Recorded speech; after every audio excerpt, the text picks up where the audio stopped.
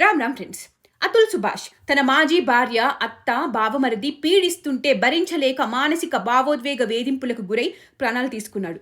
ఈరోజు మనల్ని మనం ప్రశ్నించుకోవాలి. పురుషుల మానసిక ఆరోగ్యాన్ని మనం ఎందుకు విస్మరిస్తున్నాము? పురుషులపై టాక్సిక్ రిలేషన్షిప్స్ లేదా ఇమోషనల్ అబ్యూస్ వల్ల కలిగే బాధను గుర్తించడంలో మనం ఎందుకు విఫలమవుతున్నాము? అతుల్ విషాదగాథ ఒకరిది కాదు. ఇది సమాజంలో లోతుగా పాతుకుపోయిన ఒక సమస్యని ప్రతిబింబిస్తుంది. ఎవరైనా పురుషుల హక్కుల కోసం మాట్లాడిన ప్రతిసారి వారిని స్త్రీ వ్యతిరేకులు లేదా స్త్రీవాద వ్యతిరేకులుగా ముద్ర వేస్తారు. పురుషుల మానసిక ఆరోగ్యం కోసం మాట్లాడడం, వారి సమస్యలను పరిష్కరించడం మహిళల పోరాటాలను బలహీనపరిచినట్టు ఎలా అవుతుంది? సమానత్వం అంటే ప్రతి ఒక్కరి బాధను తీర్చడం కదా. ఫెమినిస్టులు అనబడే కాదు సో కాల్డ్ నకిలీ మహిళోద్ధారకులు చిన్మయి లాంటి వారు అతుల్ సుభాష్కు మద్దతు ఇవ్వడంపై ఎందుకు అంతగా రెచ్చిపోతున్నారో అర్థం కావడం లేదు. ఒక తల్లి కొడుకుని కోల్పోయింది, ఎలా ఏడుస్తుందో చూడండి. ఆవిడ ఒక స్త్రీ కాదా? ఆ స్త్రీ కోసం కూడా ఒక తోటి స్త్రీగా మాట్లాడలేరా వీళ్ళు?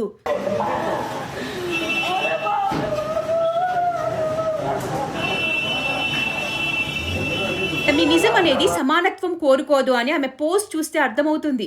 ఆమె పోస్ట్లో పురుషుల మీద అడుగడుగున విషం మాత్రమే కనపడుతుంది.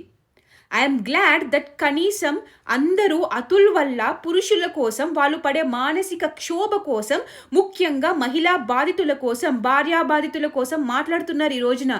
లేకపోతే వాళ్ళకి వాయిస్ లేదు, వినేవాళ్ళు లేరు. అయితే ఇప్పుడు చిన్మయి అత్యాచారము, పెడోఫీలియాను తీసి పురుషులను తీస్తూ దీంట్లోకి లాగడంలో అర్థం ఏమిటి?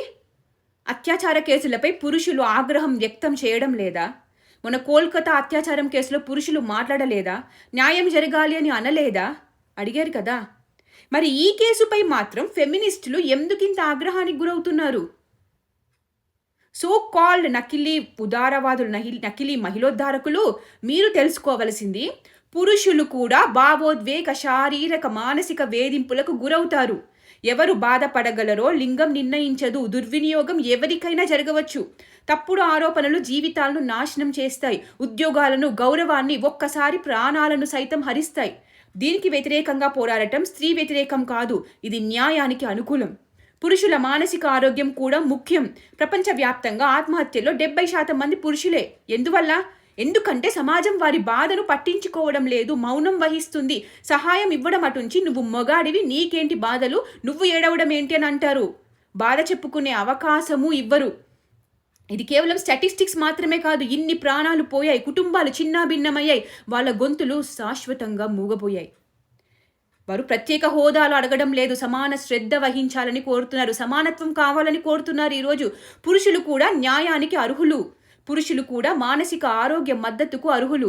పురుషులు కూడా వేధింపులకు, తప్పుడు ఆరోపణలకు భయపడకుండా జీవించడానికి అర్హులు. మెన్ టూ మహిళలకు వ్యతిరేకం కాదు, మానవత్వం కోసం. ఇది 2 లింగాలు సహజీవనం చేయగల, ఒకరికొకరు మద్దతు ఇవ్వగల, న్యాయం కోసం కలిసి పోరాడే సమాజాన్ని సృష్టించడం కోసం. కానీ స్త్రీవాదులు ఎప్పుడూ పురుషులకు వ్యతిరేకంగా మాత్రమే మాట్లాడతారు. మహిళల్లో లేరా నరకం చూపించేవాళ్ళు, టార్చర్ పెట్టేవారు లేరా? మరి వాళ్ళది తప్పు అని అనరే? ఎక్కడ పోయింది సమానత్వం ఇప్పుడు? తప్పు చేస్తే ప్రశ్నించడంలో సమానత్వం లేదా? పురుషుల పోరాటాలను తోసిపుచ్చేవారిని నేను అడుగుతున్నాను ఈరోజు. మానవాళిలో సగం మందిని, పురుషులను మినహాయిస్తే మీరు ఏ రకమైన సమానత్వం కోసం పోరాడుతున్నారు? ఈ రోజున లింగ వివక్షకు అతీతంగా ప్రతి ఒక్కరి కోసం న్యాయం మాత్రమే కాదు, సానుభూతి కోసం కూడా పోరాడాల్సిన సమయం ఇది. Men matters too. Their health, happiness matters too. ఇలా పురుషులను పీడించే మహిళలు, మీరు చేసేది చాలా తప్పు. ఇకనైనా మారండి.